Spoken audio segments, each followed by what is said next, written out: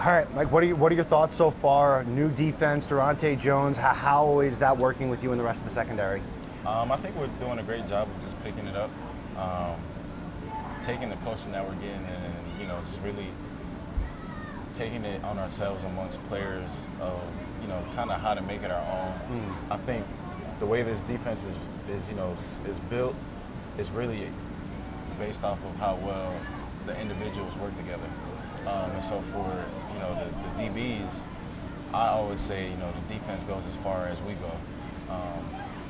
And that's just simply saying, at the end of the day, we're always going to be the last line of defense. Whether it's a run play, a pass play, it's going to come down to us. Because if it breaks through, we're the guys back there, you know what I mean? We're the guys that's going to chase it down. Pass plays, we're the one defending those passes, deep balls, it falls on us. So I think if we're always on our best, everyone's going to be at their best. But this is also a defense that rush and coverage works together. So I like where we're at right now. There's so much more to build off of, and it was good to see this defense in a game setting this past weekend against Miami, even though everyone didn't play. But it just goes to show where we can take this thing, and I think the future's very bright for us. You bring up that game setting. DQ told me after the first drive he wasn't happy with the defense because the energy that you guys had in practice has been great, but the energy in the game was not. I would consider you, from watching you play this camp, a high energy guy. How do you make that translate? I would just say, understanding game situations, there's no time to waste to come out flat. You have to be the first one to throw that big punch. You don't want to play a game where it feels like you're fighting back constantly. And I think for us, our focus has been starting fast, whether it's in practice, the second you walk through the building, the energy you got to have, because DQ is a big energy guy. And when we go out there, we're supposed to be reflections of him. And so to come out flat is disappointing to him because he knows that's not how he operates, that's not how he wants us to operate. So from the very get-go, the second you wake up on a game day, you don't have to be through the roof, but when you put that helmet on, you have to know to flip that switch, and it's time to go battle. And I think for us, seeing it happen one time is the last time we should see it, where we come out flat like that. We have to start fast, stay fast, and finish fast. I feel, you say finish fast, watching you in practice, more than anyone else on the team, you play through the whistle. I see you punching balls out from guys. I see you out there. Where does that come from? Why do you do that? I think it's just, one, pushing myself, pushing my conditioning, because in practice, whistles will be blown early, so you're not going to get that rep where you can. It's not like a game where you can go finish to the other side. They're going to blow the whistle when the running back probably gets to the linebackers, just so we can get reps in and get plays in. So pushing myself to have it second nature. If I do have to chase somebody on the opposite side of the field, I've built that callus, I've built that muscle memory, and I put myself in spots where I don't have to think about it. But just part of that is just my work ethic. That's just how I've always been. Even back when I was in college, it was one of the things I always made sure I did. Even when I was a receiver, I would make sure I finished blocking down the field. I would make sure if I caught a pass, I'll finish down the field. It's just building that muscle memory, building it to where it's like I don't have to think about doing certain things. It's just part of the standard that I have for myself, and as our DB group, that's the standard that we have in the room as well, where we have to finish. It seems like, at least from my perspective, different guys get different levels of respect when it comes to that. Like, I don't see you trying to punch the ball out of Terry's hand after a play. Where's the line for you? Who's getting it all the way through the next play? I mean, I would just say it depends what position he's in to where if I can or can't punch. I see. Like if he's running straight vertical and I'm coming from the side, I don't want to throw a punch where I could knock his body momentum over. Gotcha. If we're coming head on, I'll probably give him a punch, boom, get out the way. So it's not necessarily the player, it's more about what position are they in. They're in a vulnerable position. I don't want to do something that could compromise and get him hurt or something like that. So it's just knowing football, because in a game, it doesn't matter where you're at. You're going to get a ball punch, whether we're not on the same team no more at this point. But now in practice, we're just, make sure you're protecting each other. That's, rule number one, protect the team. So if one of my guys is in a vulnerable position, I'm not going to, try getting a ball punch or anything like that. Or even when we're thudding. When we're thudding with pads on, if you're head up and you see me and I can see you, boom, we get a thud, get a ball punch. If you don't see me and I see you, just tag off on the hip, go about the next play.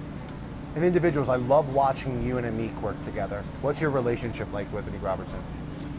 He's all right. He's all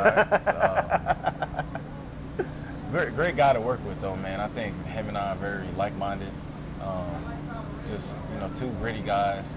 And having someone like him to push me every single, like, I'm not gonna lie, him and I, like, we wake up at 5 a.m. and we're already competing. Like, that's just how we are, you know what I'm saying? Like, I'll send him a text like, I bet you still not awake.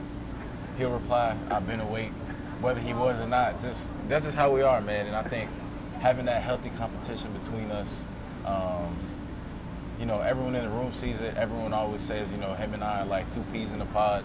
So I think it's good for us to push each other that way because we want the best out of each other.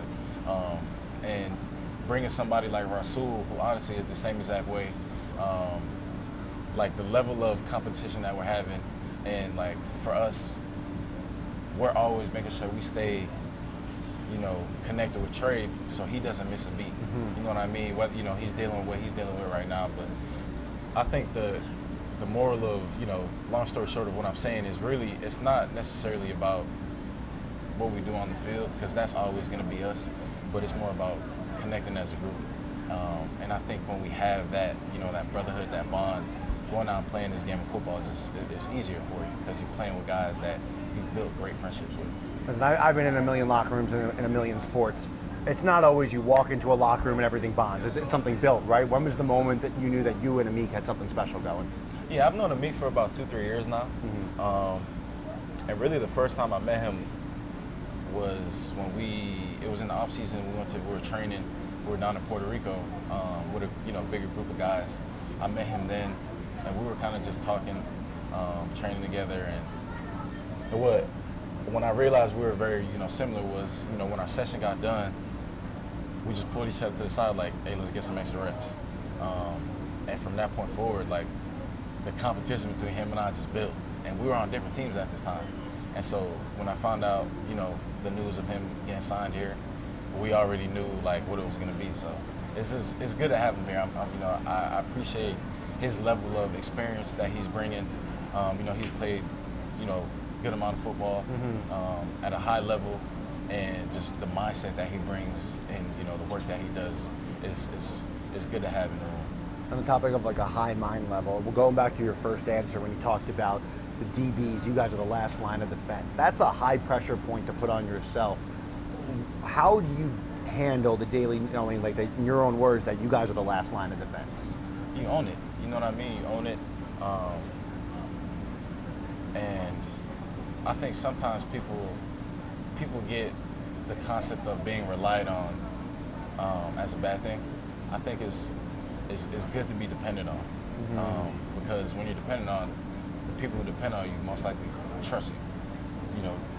So if as a DB, knowing that you're the last line of defense, guys are counting on you to make play if something goes wrong, or if it's a pass situation that I expect you to make a play on the ball, whether it's an interception, PBU, whatever it might be. So that's the good type of pressure to have. And so when you accept it and live in that, I think it makes it easier to not think about it in a bad way. And so for me, it's just all that means is just do my job, and that's make a tackle when it's needed, make a play on the ball when it's in the air, and through that, how to get to that point is just trusting my technique. And I drill that technique every single day. We drill those things every single day, and that's just making sure when I'm coming up on the tackle, I fit it the right way. I have my my near foot, near shoulder, and to put myself in a good position to make a play on the ball was my technique before the ball's in the air. Was it good? Am I not panicking when the ball's in the air? So it's just those daily routines that we do, those drills we do in individuals, just bring that to the game, and everything else will take care of itself. So guys depend on you, and according to Instagram, 28 animals depend on you and your wife. Exactly. Exactly. Okay, how did the farm thing start? Can you tell me about that? So it started, really I'll say it started in college. When my wife and I, obviously she was my girlfriend at the time, when we moved in together, I had a dog. She ended up getting a dog. And then she rescued a dog from Puerto Rico. So when we moved, we moved into a bigger home that had a backyard. So she bought chicks, baby chicks. We were gonna put them in our backyard while we were there in Michigan. And one of the puppies ended up, I don't know, I think the puppy thought they were toys, like little squeaky toys.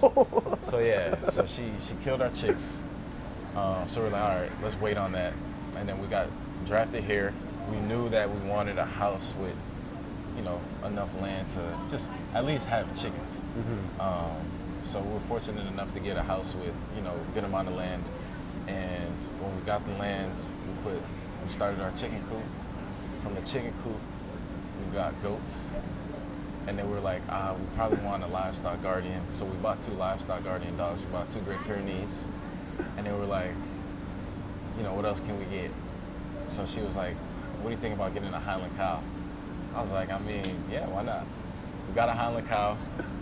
And the thing about animals, you realize every animal needs a friend. It's like a child. Yeah. You want to give your child a sibling. So the one Highland cow, we ended up getting him his brother. And then now, just through talks, we're about to start a cow business. Where, oh, wow. Yeah, yep, we're going to start our own cow business. Where it's like you could come and have curated experiences with our cows, whether it's a tour, you want to pet them, feed them, you want to do yoga with them, you want to come and read, you want to have coffee, like anything you could think of, you name it, you'll be able to come to the farm and just, you know, book through our website with our cows. And I think it's something exciting. We're excited to, you know, get it going. And, but it really is just cool because, like, when you don't know what you don't know. Like, neither one of us knew we would fall in love with animals to this capacity. And so, like, now that we're doing it, we both truly really love it a lot. And so, like, it's just fun for us. All of our animals right now are like our pets. We don't slaughter or anything like that. So we treat them like they live in the house. We go out there, we hang out with them. So yeah, it's fun. It's very fun. What time are you out there tending the farm every day? Well, so when I leave too early to do it. Like, I can't feed them at 4 in the morning, 5 in the morning. That's too early for them. But on a normal day, if I have like an off day and I know I'm coming into work, I'll probably, you know, be out there at like 6:30. Okay, so not terrible. I thought you were gonna give me like one of those 4 a.m. No, like. no, they're not. We don't have that many that we have to be out there that early. Sure. Yeah, okay. Another Instagram question: where does Frozone come from? So one of my special teams coach in college, Jay Harbaugh, when I switched to number 0, he was like, "Oh, you're like Frozone now." And so, like, since then, I ran with it. You know, my college teammates call me that. My friends call me that.